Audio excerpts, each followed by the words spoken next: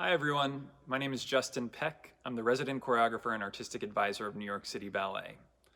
I want to welcome you all tonight. We have a wonderful film to share with you. It's by choreographer Andrea Miller, who's the artistic director and founder of New York-based company Galim. She choreographed this piece to a piece of music by Victor Jara called Manifesto, and you'll see Unity Phelan, Indiana Woodward, Sebastian Villarini, Velez, and Harrison Cole perform this. The film is directed by Ezra Hurwitz, and it was shot right here on the Lincoln Center campus. Stick around afterwards for a discussion between Andrea, Sebastian, Unity, and myself. Enjoy.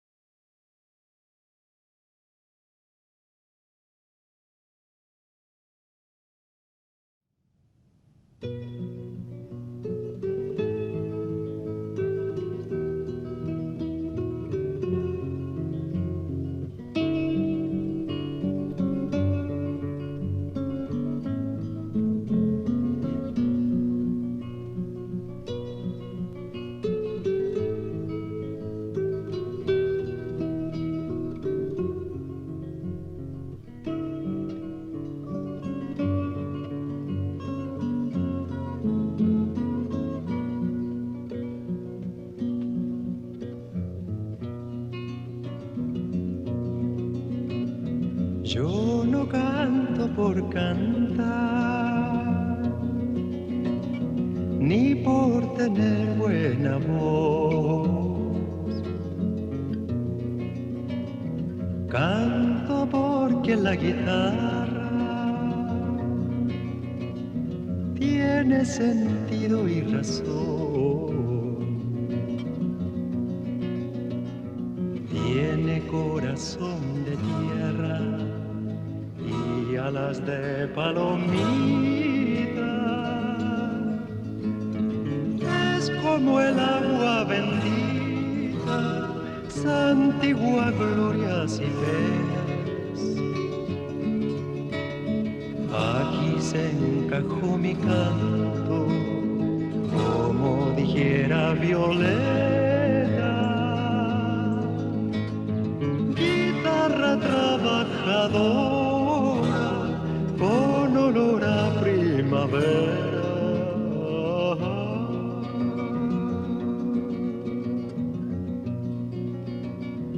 Que no es guitarra de ricos, ni cosa que se parezca.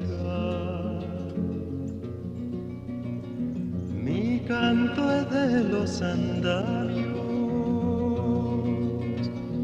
para alcanzar las estrellas. Que el canto tiene sentido cuando palpiten las venas del que morirá cantando las verdades verdaderas, no las lisonjas fugaces ni las famas extranjeras, sino el canto de una lonja hasta el fondo de la tierra.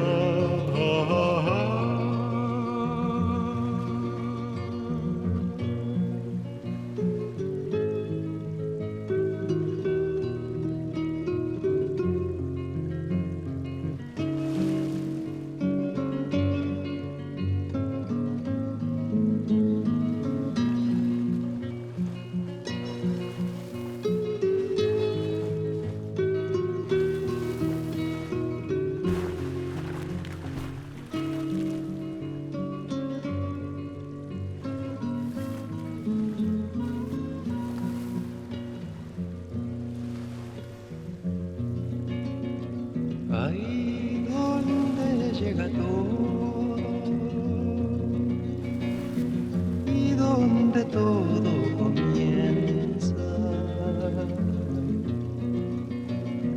Canto que ha sido valiente, siempre será canción nueva. Siempre será canción nueva.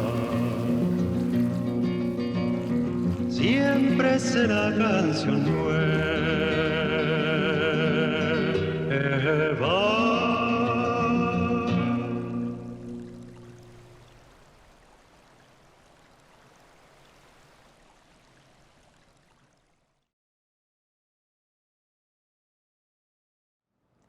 I want to welcome the audience back and thank you guys for joining us for this discussion. Again, I'm Justin Peck and I'm here with a wonderful panel of artists. We have the great choreographer Andrea Miller with us today. She's the artistic director and founder of the Brooklyn-based dance company Galim, and an artist I admire very much. We have two of our extraordinary soloist artists from New York City Ballet who collaborated with Andrea on this piece, Unity Phelan and Sebastian Villarini Velez. The first question, I'm dying to know, what was it like dancing and choreographing for Movement in Water? Okay, I'll start. I think that dancing in water, especially that still pool that I have at least walked around since I was 14 years old, has always been a dream. So when we found out we were dancing in it, I think all four of us were so excited. We got in the water and it was a little harder than anticipated to move. But I think that in the end, by the end of our 2 weeks, and by the end of, I think we got 1 week actually in the water, we all found a way to kind of become one with the water and let it not only affect our movement, but inform our movement in a strange way. Yeah, I agree with that. It also sort of took like a higher level of commitment to the movement. You really couldn't like do anything at half speed or half energy. It was sort of like you had to take the entire movement quality and commit to it and sort of just let the movement dictate where it took you instead of otherwise. Andrea, I'm curious to know a little bit about your process and your kind of like philosophy as a choreographer and how you work, and can you talk a little bit about how you approach making work? For me, I'm really interested in always tapping into that basic need to express oneself non-verbally, physically, and expressively, where it's not just out of a task or labor or efficiency, but it's out of, you know, the real emotional story that an individual is experiencing, individually or collectively. Like it's a necessary part of how we cope and shine. And so when I make movement and when I'm making movement, I'm always trying to stay very close to that belief, and that the dancers and that I feel like we're in the same world in terms of tapping into movement from that necessary, urgent place.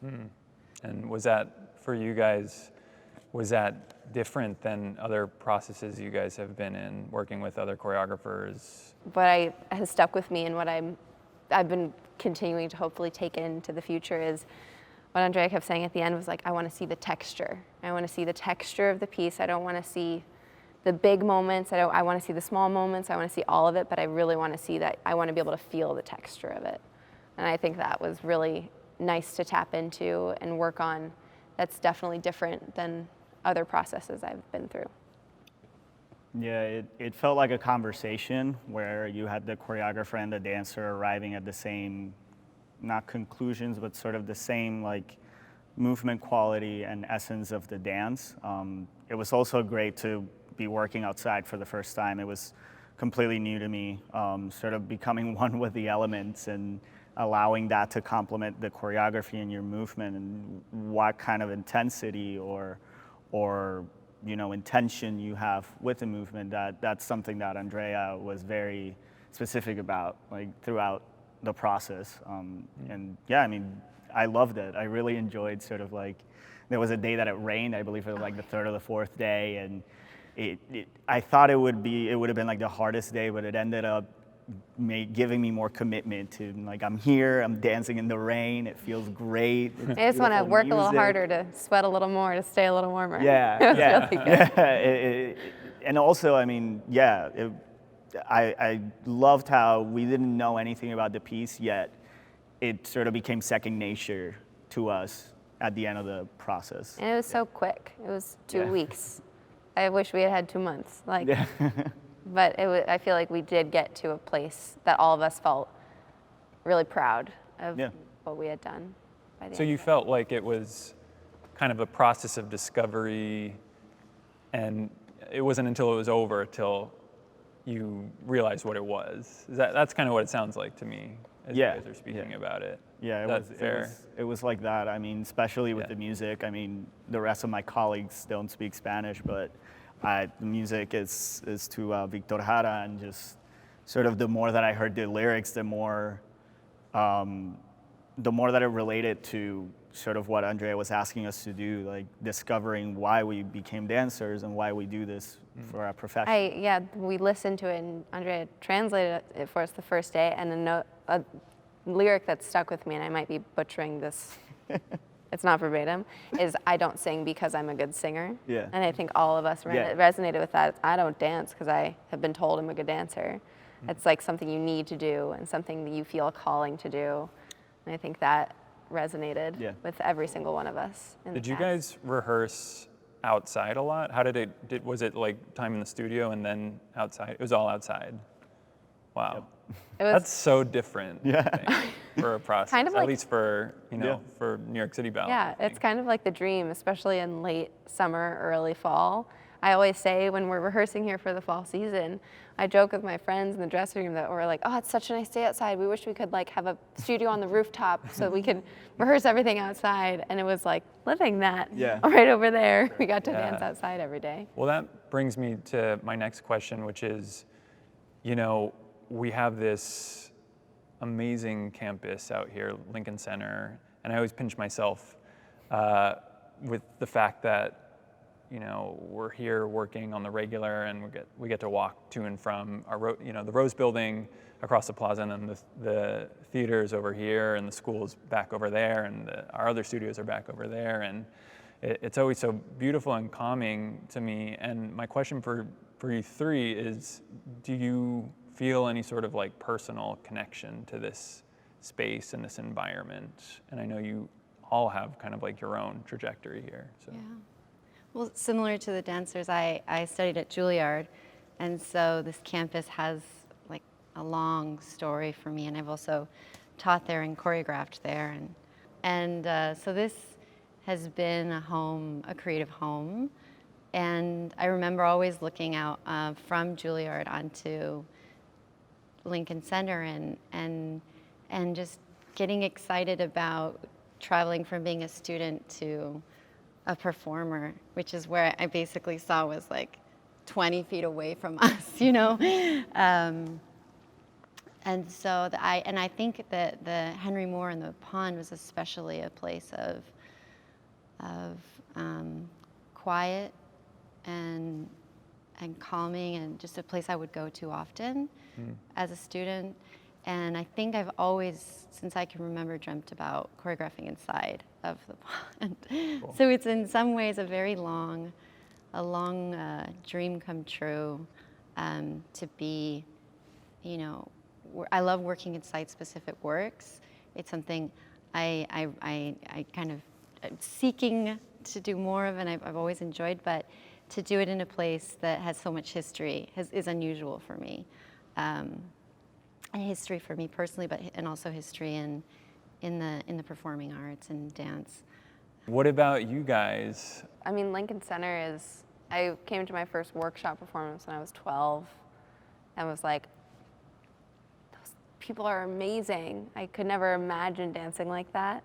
And came to SAB, never ever thought I would dance for New York City Ballet. Even up to my last year, when I got into the company, I thought I was getting in trouble. Like, so getting to dance outside, and I thought one of the best parts of it for me was getting to rehearse outside every day. We had spectators from the get-go. We had people watching who were there to relax and enjoy, and they ended up getting a free showing of a work in progress. And we had a fair number of people come up to us and just be like, it's so amazing to see that the arts are alive. Yeah. And to see that things are still happening, even in the midst of all of this.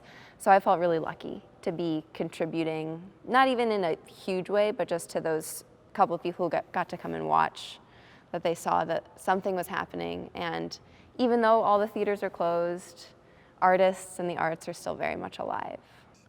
Yeah, we come here at such a young age that to say that it's a second home, it's like an understatement. For some of us, it's like our first home away from home. I moved from Puerto Rico when I was 16, and I couldn't believe that there was a place where it's kind of like a mecca of art, where like everything comes here and you have every sort of art form alive here. And we have all of these like ecstatic theaters, you know, like we have the David H. Koch Theater, we have other theaters, but then to know that Lincoln Center itself is like sort of like this organic being where anything, any place can become a stage, can become a place where you can dance and perform, just made me believe a little bit more in the art form of what we've been doing. I'm sure it's a question that every artist is asking themselves, like, why do we do this? Where do we do this? But this opportunity really just reaffirmed that the commitment of dancers and artists alike. And like Unity said, it was incredible to see so many people just come and watch the process. I remember there was this lady in a wheelchair, and I don't know if she had something going on, but she kept pointing at us and like touching her heart. And that was just, to me, it just felt so heartwarming that just by giving her 15 minutes of a rehearsal, just like we gave her so much joy.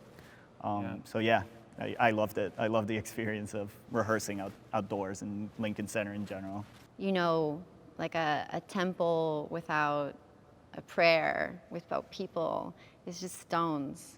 And it felt similarly like without the people who are embodying this like passion, this mission, this desire to connect, it just, you know, they're beautiful stones and they're like iconic, but it's there's an emptiness. And so we did feel that just doing what we were doing outside every day was kind of conjuring this deep belief we have in dance as having meaning. You know, I noticed in the film that there's this, it's sort of an epic one or single take shot that winds us through the Lincoln Center campus in the most remarkable way. And how did that shape out? How did that come to be? What was the process like designing that?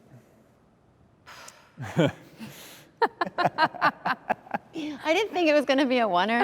I'd be like, this is all about coverage and editing and post. Just get all the angles, feel like you got. And then not only was it a oneer, but it was on film. So we had very few takes. You know, if it's digital, you can just keep going and going and going. But we had a very limited number of rolls we had of film. So, you know, there's a lot of pressure to get it right. So in many ways, it was very similar to a performance that you would do. And I think trying to do it in a oneer in some ways brought those two art forms closer together. And I appreciated the challenge, even though at first I was balking at it. It turned out to be, you know, really just right. Yeah, and I think it's also like a testament to the work, to your performances and your choreography, that it can really stand strong in a single take. There's no hiding anything. There's no masking anything. It's like that is the run that's a performance in real time, and we're experiencing it in space in a different way than we normally do when we go to the theater and look at dance on a proscenium stage.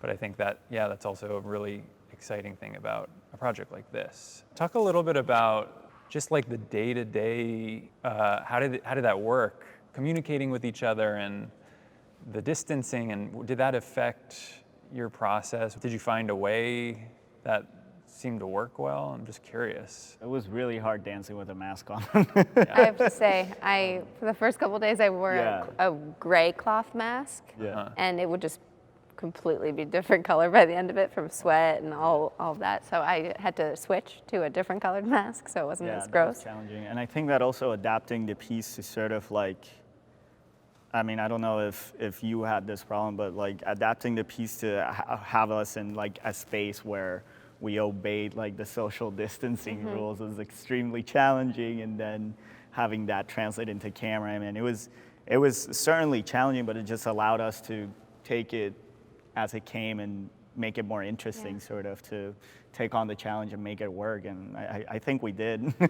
Yeah. I mean, I think that working at all during this pandemic, it was such a blessing to get to Yeah.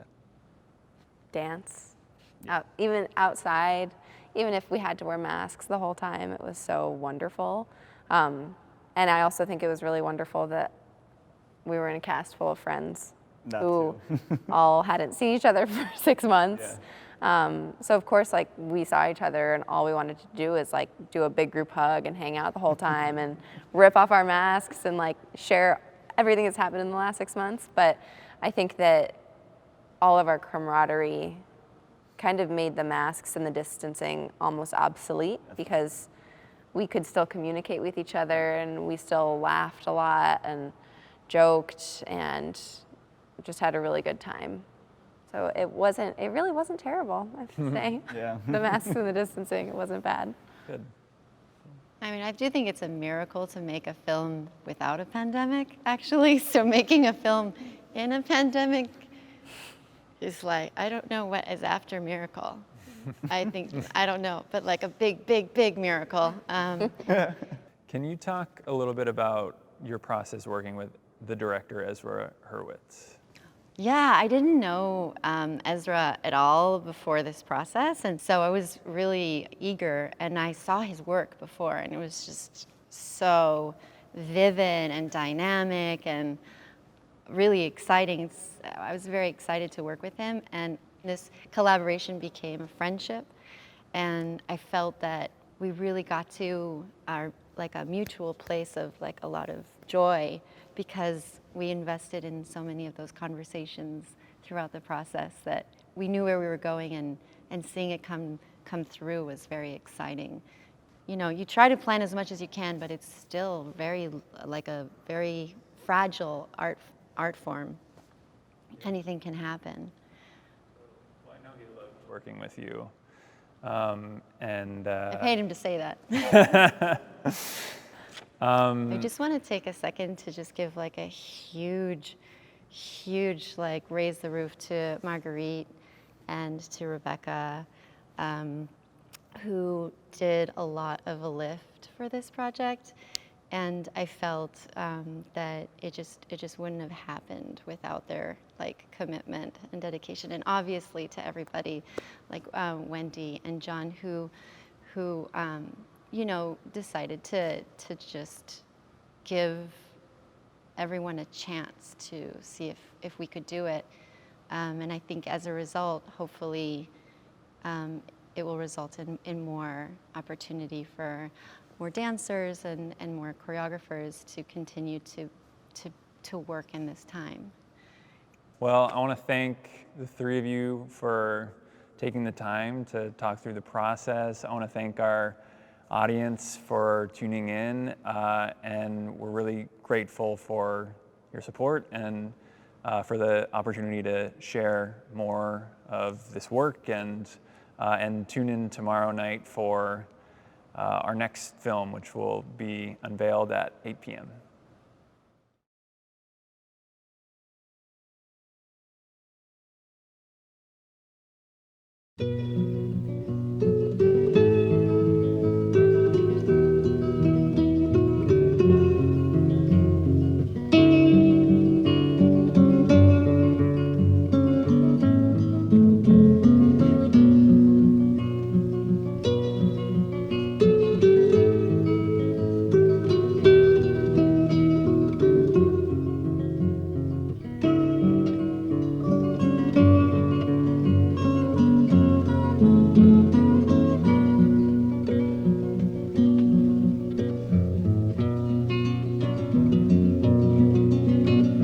Yo no canto por cantar,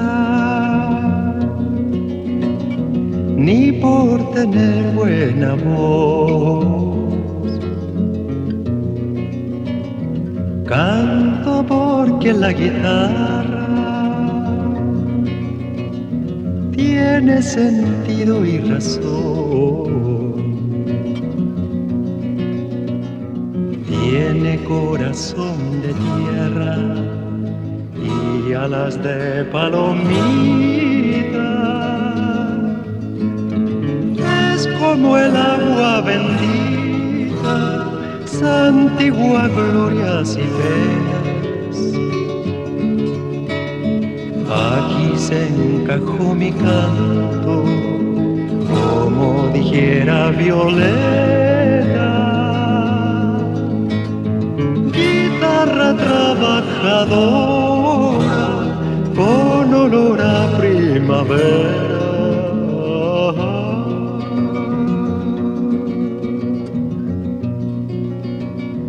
Que no es guitarra de ricos, ni cosa que se parezca.